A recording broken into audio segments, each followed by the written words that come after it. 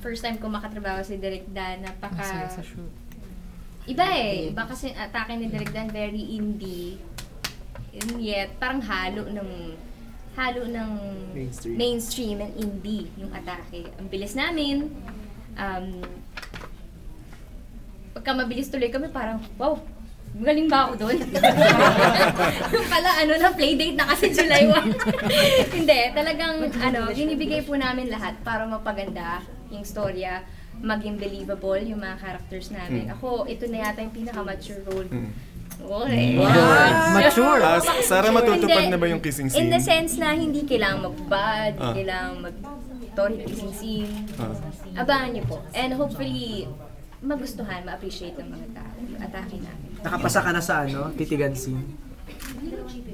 Medyo nagpa-perfect ko.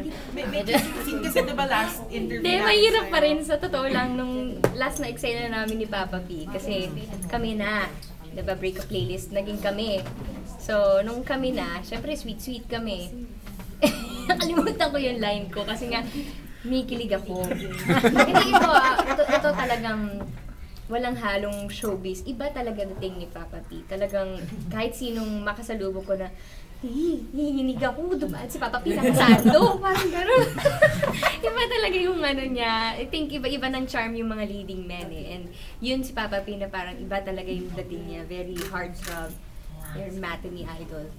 Na matutuloy na yung kissing scene. Na parang ako naman, pag gumagawa kami ng eksena na girlfriend niya ako, may mga lines siya na very sweet na parang bang ganda-ganda ko, di ba? Grabe.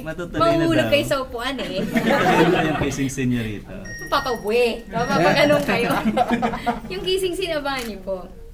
Kasi inaayos pa eh. Inaayos ko pa. Yung request mo. Ilan, gano'n. Ilan.